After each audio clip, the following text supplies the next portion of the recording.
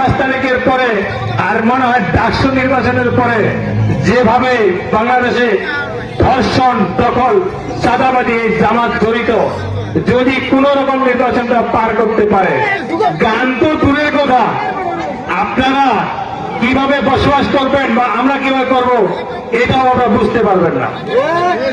আপনারা তো মনে করতেছেন আজকের দিনটা যেভাবে গেল কালকের দিনটা ওভাবে যাবে। নো, যাবে না। তারা কিন্তু ঘরে ঘরে যাচ্ছে, সবাইকে যাচ্ছে, বিভিন্ন প্রবন্ধ দিচ্ছে। ওরা খাওয়া দেশ দিবে, খায় স্বর্গ দিবে, কাকে কি দিবে ওরাই সবাই বলছে, নিজেও জানে না, আমরাও জানি না। কারণ আমাদের হলো পেটে খিদা, আমাদের রাস্তার উন্নয়নের দরকার। প্রফেসর সাহেব বললেন এখানে কালী মন্দিরের উন্নয়নের দরকার, আপনাদের চলাফেরার দরকার, আপনাদের কর্মের দরকার। যার জন্য এইসব কথা জানি না কি বলতেছে, শুধু একটাই সার্টিফিকেট দিচ্ছে যে ভোট দেন বেহেস্তে যাবো। জানি না বেহেস্তে তারাও যেতে পারবে কিনা।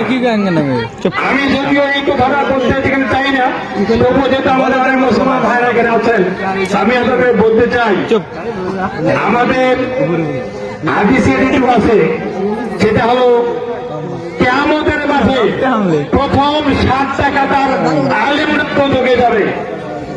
এই তার 7 টাকার মধ্যে এই বর্তমান জামাতের দলের লোকেরা যারা আছে তারাই এর জন্য প্রাপ্য। যার জন্য আপনাদেরকে অনুরোধ করতে চাই, আপনারা যদি স্বাধীনভাবে চলাফেরা করতে চান, আপনারা যদি সঠিকভাবে কর্ম করে খেতে চান, আপনাদের যদি ভবিষ্যৎ বংশধরকে ভালোভাবে রাখতে চান, অবশ্যই ওই 71-এর স্বাধীনতার এই বিরোধীদের কাছে আমরা ফেরত যাব না। ওই তাদের অনুসারী, তাদের বীজ যেভাবে উঠে পড়ে লাগেছে, তাদেরকে আপনাদের বুদ্ধিমত্তা থেকে শুরু করে দরকারের শক্তি প্রয়োগ করে আগামী নির্বাচন থেকে এই সুগার পুকুরের মাটি থেকে তাদেরকে আমরা বিদায় করে দেব।